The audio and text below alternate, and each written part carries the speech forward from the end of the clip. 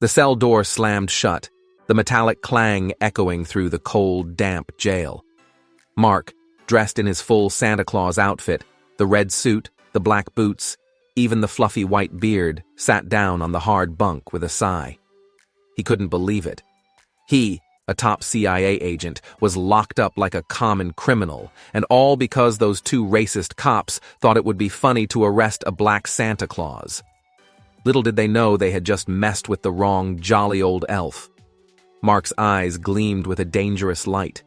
This wasn't over, not by a long shot. He was going to make them pay, and he was going to enjoy every minute of it. But first, he needed to get out of this cell. And he had a plan. It all started a week ago. Mark, or Agent Snowflake as he was known in the CIA, was on a mission unlike any other. His assignment: infiltrate a Christmas toy factory, suspected of being a front for a notorious smuggling ring. The best way to do that? Become Santa Claus, of course. The CIA's top disguise experts had worked their magic, transforming him into the perfect Father Christmas. He even had a fake belly that jiggled when he laughed. Mark had spent the last few days mingling with the factory workers, charming the secretaries, and even reading stories to the owner's kids. He was getting close, very close, to uncovering the truth. He'd discovered a secret room hidden behind a wall of teddy bears, but he hadn't had a chance to explore it yet. Then, disaster struck. Yesterday, on his way back from the factory, he'd been pulled over by two police officers. Officer Johnson and Officer Miller, their badges gleaming under the streetlights, approached his car with suspicion in their eyes. "License and registration, please," Officer Johnson had said, his voice gruff. Mark handed them over, a smile plastered on his face. "Ho, ho, ho! Merry Christmas, officers!"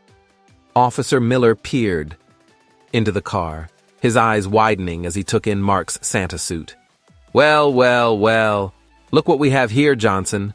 A Santa Claus, and a black one at that." Johnson let out a harsh laugh. "Must be a new kind of Christmas magic, Miller, turning Santa black." Mark felt a surge of anger, but he kept his cool. He knew he couldn't blow his cover. "Just spreading some Christmas cheer, officers," he said, his voice jovial. "We'll see about that," Johnson sneered. He snatched Mark's license and returned to the patrol car. Mark watched as the two officers huddled together, their whispers carrying in the night air. He could hear snippets of their conversation. "Teach him a lesson. Funny.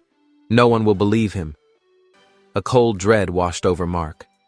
This wasn't a routine traffic stop. This was something far more sinister. When Johnson returned, his face was set in a grim line. "Step out of the vehicle, Santa," he ordered. Mark knew protesting would be futile. He stepped out, his hands raised in a gesture of surrender. "You're under arrest," Johnson announced, snapping handcuffs around Mark's wrists. "Arrest? What for?" Mark demanded, his voice rising in indignation. "Public intoxication," Johnson said with a smirk. "You reek of Christmas spirit." Mark was bundled into the back of the police car, his Santa hat falling over his eyes. As the car sped away, he knew he was in trouble. Deep trouble.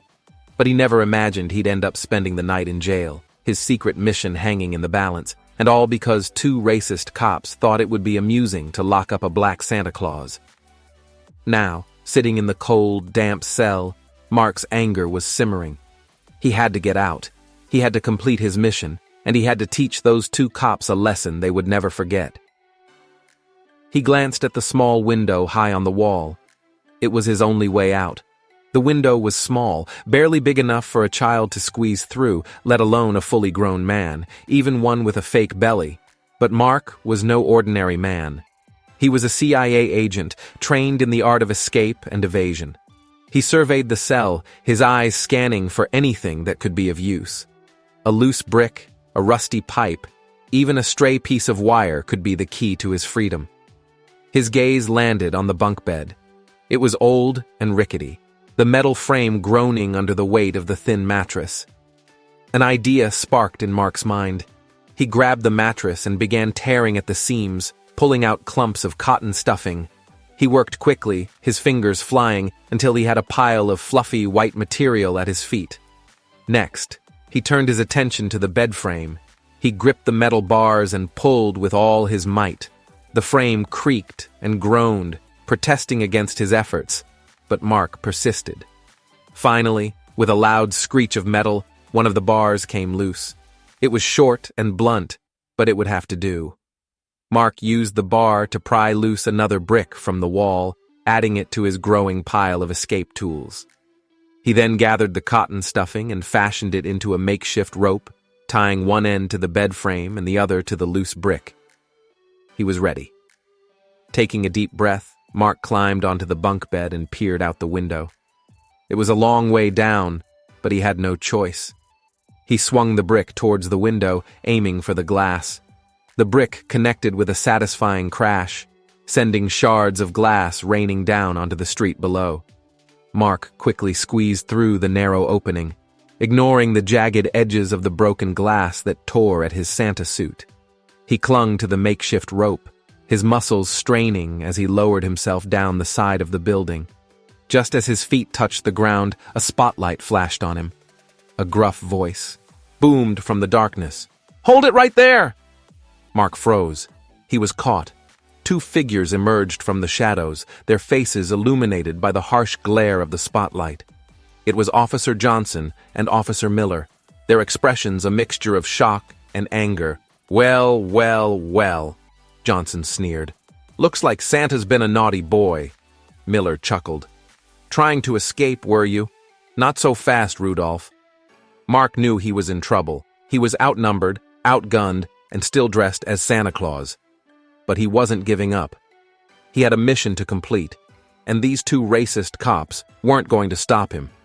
He lunged at Johnson, his fist connecting with the officer's jaw. Johnson staggered back, surprised by the sudden attack. Mark used the opportunity to grab Miller's gun, twisting it out of his grasp. The two officers stared at him in disbelief. They had underestimated this Black Santa. They had no idea who they were dealing with. "You messed with the wrong Santa," Mark growled, his voice low and menacing. He pointed the gun at them, his finger tightening on the trigger. He could arrest them right now, expose their racist behavior, and end this whole ordeal. But something inside him held him back. He wasn't a killer. He was a CIA agent, a protector, not a punisher. He lowered the gun, his eyes fixed on the two stunned officers. "This isn't over," he warned. "You'll regret this." Then he turned and disappeared into the night, leaving the two officers standing in the pool of light, their faces pale with fear. They had just made a powerful enemy, and they knew it. Mark, meanwhile, was already planning his next move. He had to get back to the toy factory, complete his mission, and expose the smuggling ring. But first, he had a score to settle with two racist cops, and he knew just how to do it. Mark sprinted through the darkened streets, his Santa suit flapping in the wind. He had to get to a safe house, somewhere he could lay low and plan his next move. He ducked into a narrow alleyway, the stench of rotting garbage filling his nostrils. He pressed himself against the cold brick wall, his heart pounding in his chest. He couldn't believe how quickly things had escalated. One minute, he was enjoying a plate of Mrs. Claus's delicious Christmas cookies at the toy factory. The next, he was escaping from jail and dodging bullets. He had to admit, though, the adrenaline rush was exhilarating. It had been a while since he'd had a good old-fashioned chase. He pulled out his secure phone and tapped in a coded message to his handler, Agent Frost. "Mission compromised. Need extraction. Situation festive." He grinned, picturing Frost's reaction to the message. A few minutes later, a nondescript black van pulled up beside him. The side door slid open, revealing Agent Frost, a stern-looking woman with short gray hair and a no-nonsense attitude. "Get in, Snowflake," she said, her voice clipped, "and lose the Santa suit. You look ridiculous." Mark chuckled as he climbed into the van. "It's all part of the disguise, Frost. Besides, it's Christmas." "Christmas is canceled," Frost retorted, handing him a change of clothes. "We've got a situation." As Mark changed, Frost briefed him on the latest developments. Apparently, the two racist cops, Johnson and Miller, had reported the incident, claiming that a deranged black Santa had attacked them and stolen their gun. Their story was already making headlines, and the police were on high alert. "They've painted you as a dangerous criminal, Snowflake," Frost said, her voice grim. "Your face is all over the news. You're officially a fugitive." Mark felt a surge of anger. Those two cops were trying to ruin him. They were using our power and privilege to turn him into a villain. But he wouldn't let them. He would clear his name, expose their lies, and bring them to justice. "Don't worry, Frost," he said, a steely glint in his eyes. "I'll handle this. I always do." The van pulled up to a safe house, a small, unassuming apartment in a quiet neighborhood. Mark thanked Frost and stepped out, feeling the weight of the situation settle on his shoulders. He was alone, on the run, and facing a formidable enemy. But he was also a highly trained CIA agent, with a wealth of skills and resources at his disposal. And he had a score to settle. He entered the apartment and immediately set to work. He needed to gather information, track down those two cops, and figure out their next move. He hacked into the police database, accessing their personnel files and tracking their movements. He also tapped into the city's surveillance system, watching their every move. He discovered that Johnson and Miller were partners, known for their aggressive tactics and questionable behavior. They had a history of complaints against them, mostly from minority communities, but they had always managed to avoid any serious consequences. Until now. Mark smiled grimly. It was time to turn the tables. He would use their own methods against them, expose their corruption, and bring them down. He would make them pay for what they had done to him, and to countless others. He spent the next few days gathering evidence, building a case against the two corrupt cops. He hacked into their personal accounts, uncovering a trail of dirty money and illicit activities. He also contacted some of their previous victims, gathering testimonies and building a network of allies. He was ready to strike. He decided to start with a little psychological warfare. He sent anonymous packages to their homes, containing cryptic messages and unsettling gifts. He also left them voicemails, whispering threats and promises of retribution. He wanted to make them paranoid, to make them feel like they were being watched, hunted. He could almost hear their panicked whispers, their growing fear. It was a sweet sound, but he wasn't done yet. He had one more surprise in store for them, a Christmas present they would never forget.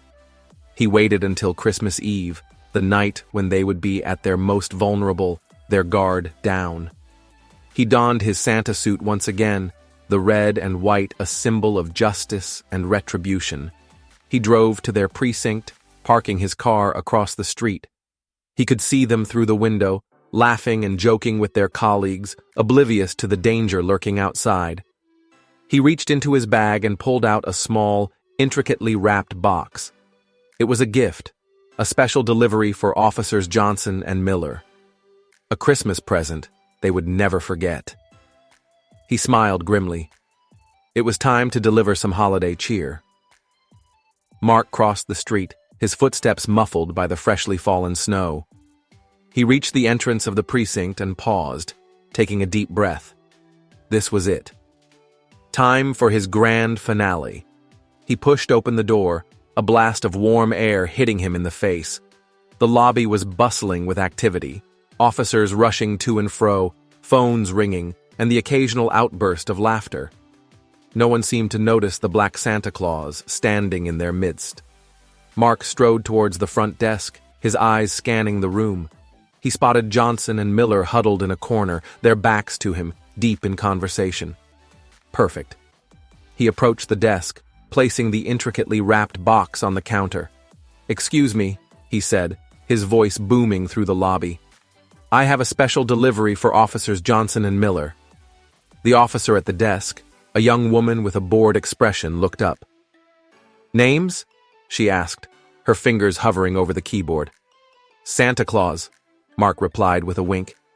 "Tell them it's a Christmas present they won't forget." The officer frowned. "Eso. Santa Claus?"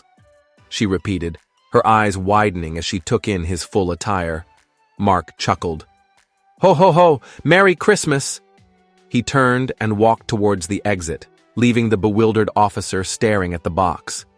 He reached the door and paused, glancing back at Johnson and Miller.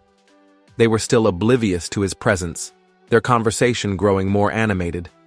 Mark smiled. It was showtime. He slipped out of the precinct and hurried across the street, taking cover behind a parked car. He pulled out his phone and dialed a number. "It's done," he said, his voice barely a whisper. "Merry Christmas." He hung up and watched as the chaos unfolded.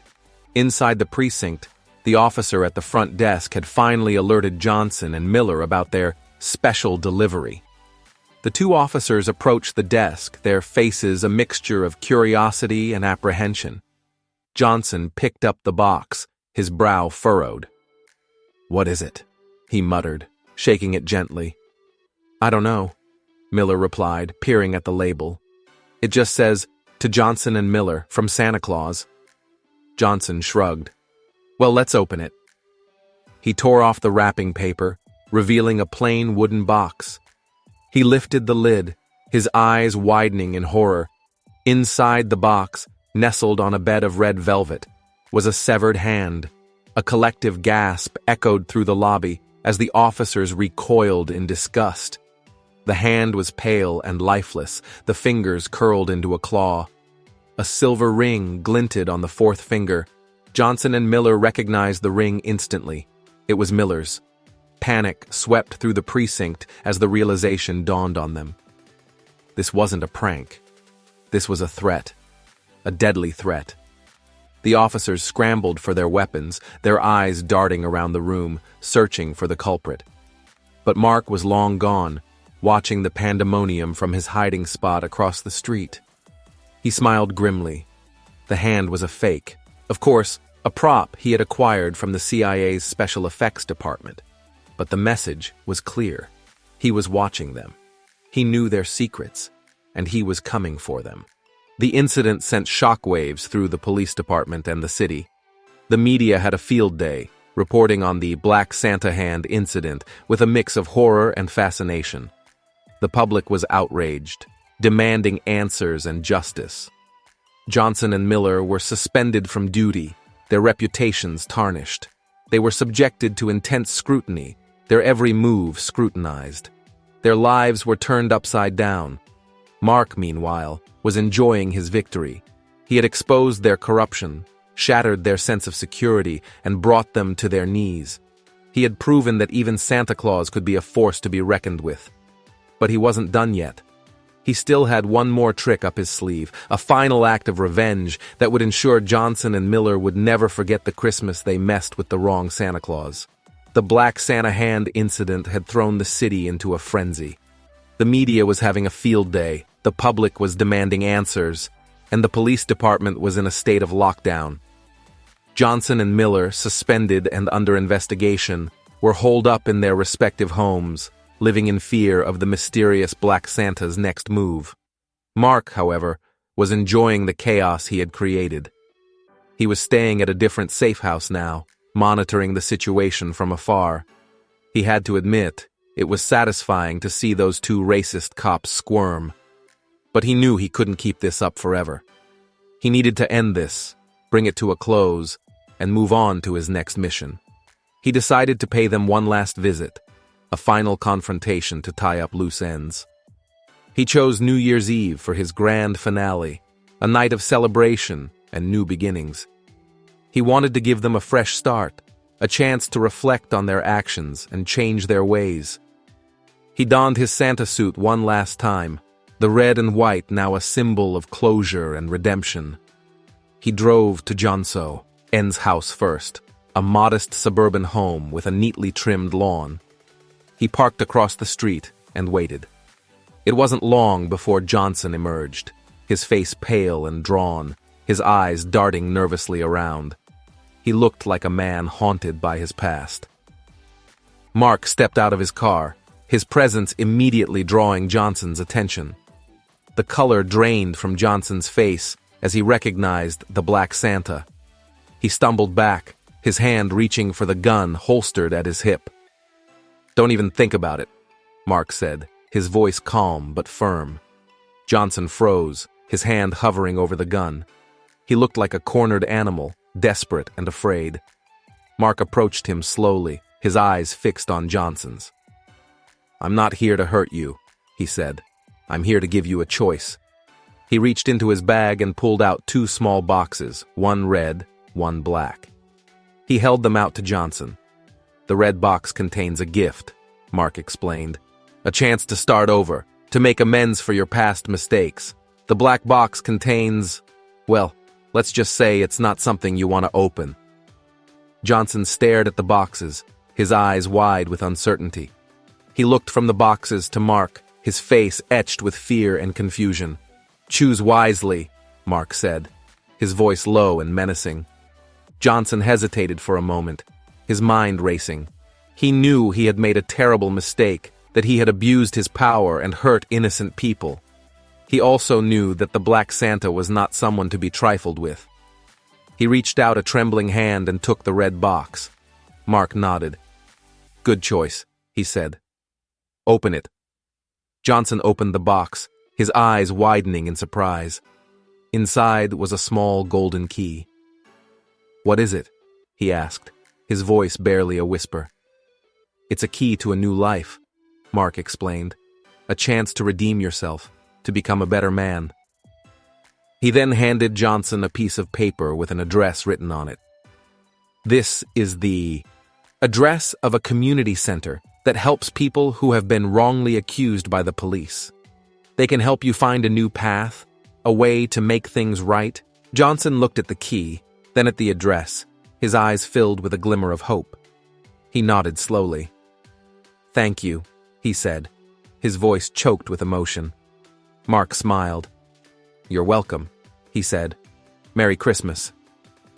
He turned and walked away, leaving Johnson standing there, clutching the key and the address, a single tear rolling down his cheek. Mark repeated the process with Miller, who also chose the red box and received a similar key and an address to a different organization. As he drove away, Mark felt a sense of satisfaction. He had brought those 2 racist cops to justice, but he had also given them a chance to redeem themselves. He had shown them that even Santa Claus could be a force for good, a beacon of hope in a world filled with darkness. He had completed his mission, and he had done it his way. He had proven that a Black Santa Claus could be just as effective as any other, maybe even more so. He smiled. It was a good Christmas after all. Mark thought he was done with the racist cops and the whole Black Santa hand incident. He was wrong. Life, especially the life of a CIA agent, rarely ties things up with a neat little bow. A few weeks later, Mark was back at CIA headquarters, debriefing with Agent Frost about his latest mission, something involving a rogue scientist and a genetically modified pigeon, don't ask. As he was leaving Frost's office, another agent, a young man named Agent Sparks, stopped him. "Agent Snowflake," Sparks said, his face pale and drawn. "We have a situation." Mark raised an eyebrow. "What kind of situation?" "It's Johnson and Miller," Sparks replied. They're dead." Mark felt a jolt of shock. "Dead? How?" Sparks explained that Johnson and Miller had been found dead in their homes, both apparent suicides. But something about the scene didn't sit right with the investigators. There were signs of a struggle, inconsistent, seas in the evidence, and a general feeling that something was amiss. "We think it might be connected to the Black Santa incident," Sparks said, his voice low. "We think someone might be targeting them." Mark felt a chill run down his spine. He had given them a chance to redeem themselves, but had someone else decided to take justice into their own hands? Was this some kind of twisted revenge plot?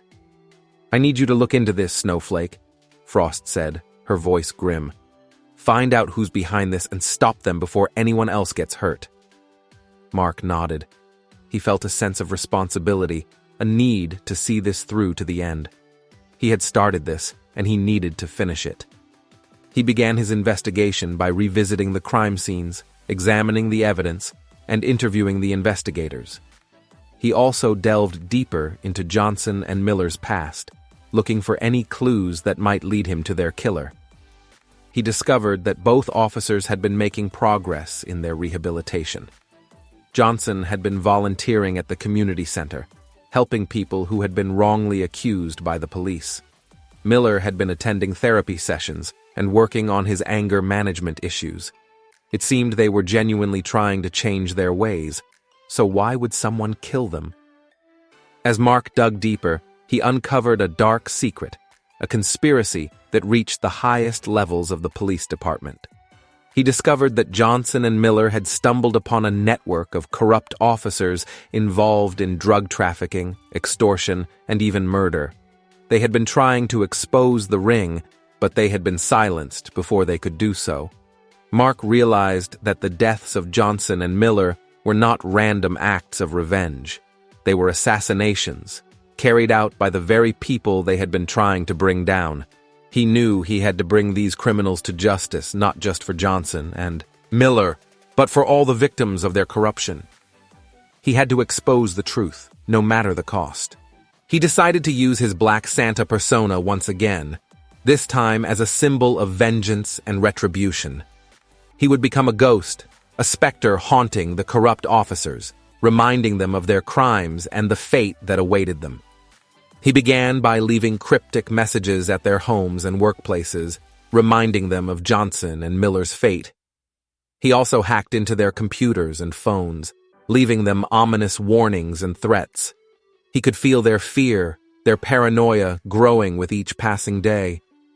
He was becoming a legend, a boogeyman whispered about in the shadows. He was the ghost of Christmas future, and he was coming for them. Mark's investigation led him to a shadowy figure, a high-ranking police officer named Captain Stone. Stone was the mastermind behind the corrupt network, the one pulling the strings. He was a cunning and ruthless man, and he would stop at nothing to protect his empire. Mark knew that taking down Stone would not be easy. He would need to be careful, methodical, and always one step ahead. He decided to use his Black Santa persona to lure Stone out of hiding. He sent a message to Stone, a message that would pique his interest and draw him out. The message was simple. You can run, but you can't hide. Stone was intrigued. He knew that the Black Santa was coming for him, but he underestimated the extent of Mark's reach. He decided to play a dangerous game, a game of cat and mouse. Mark and Stone engaged in a deadly game of cat and mouse, each trying to outsmart the other. They played a high-stakes game of deception and betrayal, with the fate of the city hanging in the balance. In the end, it was Mark who emerged victorious. He exposed Stone's corruption, brought him to justice, and dismantled his criminal network. The city was finally free from the grip of fear and corruption. But Mark knew that his work was not done. He had to continue, fighting for justice, protecting the innocent, and exposing the evil. He had become more than just a CIA agent, more than just a Black Santa. He had become a symbol of hope, a beacon of light in the darkness. As he watched the city lights twinkling in the distance, he knew that his journey was far from over.